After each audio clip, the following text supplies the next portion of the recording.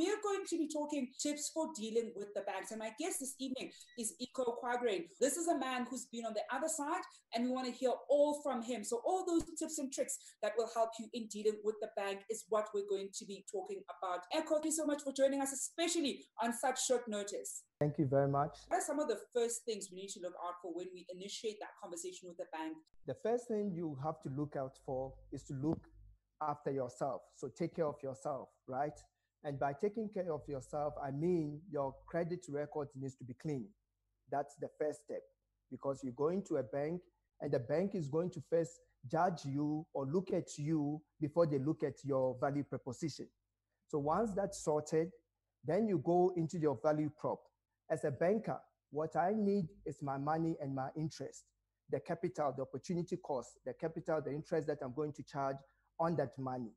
So if you come in as a business person and you can demonstrate the fact that you can actually pay my money and still have some free cash flow in your pocket, that gives me some kind of comfort. Question here, Eko, coming in from Suraya Subrati, who asks, if you're renting and paying 5,000 Rand rent per month and have bad credit, is this still a possibility that you can qualify to purchase a house in that price range? Yes, there is a possibility. Of course, it takes hard work, but there is a possibility. So I don't know if, let me break it down. So there's a system called installment sales in property, whereby you can actually buy a property, but using the land or the sellers or the seller's credit record, which I've used that system and it works perfectly. But of course, you need to have the right accountant, you need to have the right lawyers to put in the necessary agreement so that you don't get screwed, because there are other people that are also, not very honest people out there. There's a whole lot of good, honest people out there, but you don't want to meet a dishonest person. There's another possibility which people often use it. It's called rent with an option to buy, the rent to buy.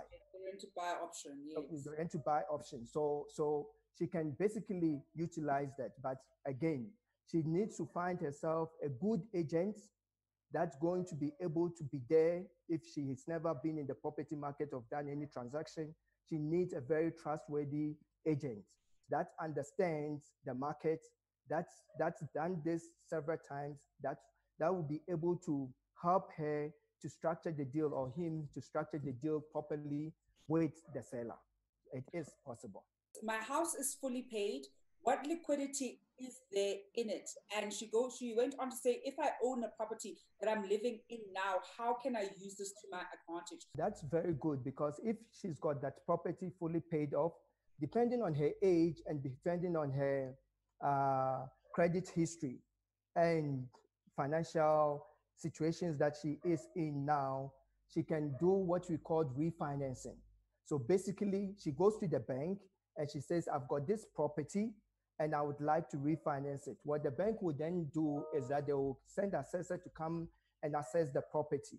And whatever money that's in, the bank will then give out that money. So they're giving her the equity portion in the form of cash. So she's not going to sell it out, but will be able to use that money to then buy other properties. Or if the property that she stays in has a big space, she can also refinance the property and develop units at the back of the property and rent them out. So there's so many models that you can explore, but she is in a fantastic space now that she can actually get enough money from the bank. We've got another question here coming in from Shagong, who asks, do skilled investors still use bond originators, or do they sit face-to-face with credit managers? So it depends on how your business is modeled. Because with us, for example, at Big Grand, at ABSA, we're seen as a bond originator. So it depends on how, but you can use, and that's what I said, you need to have an agent that's got your best interest at heart. And you've got good bond originators there that can actually be able to convince the bank if you explain to them and you give them all the information that's required. Will be able to convince the bank better than you would convince the bank to unlock capital for you, because they've got existing relationships with the banks. They understand, they've done this several times with the banks. So they know what the bank is looking for. They know how to structure the deals for the banks. But sometimes what I found personally and my side is I I think there are people out there who are just like me that prefer the face-to-face with the bank. To know they enjoy closing deals on their personal level and will get some kind of enjoyment and contentment out of it. So that you can still approach the bank directly, but if you that kind of a person that knows yourself, you know your strength, and you think that you need somebody to hold your hand, then it's better to find a very good bond originator, that's a seasoned bond originator that's done this several times, that will be able to assist you in your journey. This one coming in from Justin Smith, who asks, am I able to apply for a home loan if I'm blacklisted? Yes and no. If you're blacklisted, depending on what you blacklisted for, you will be able to get. Because what I do with my client is that if a client is blacklisted, depending on whatever category that they're in, I then start a course with them. I train them, I teach them how to get out of that financial trap. So get out of it. It takes about 6 months, work out a payment structure. You speak to the bank. Most people go through the debt counseling role, which is also good. But the banks, you will be amazed that the bank will be there to listen to you if you go with the right approach. And they will hold your hand in telling you, if you pay this, if you give us this, if you give us that, we are going to give you. It's very difficult for a bank to come out and say, you are blacklisted and I'm going to give you 100%. That doesn't happen. But they can show you ways. It might take longer, but they can show you ways where you can come out of that trap that you're in and then get the loan that you're looking for.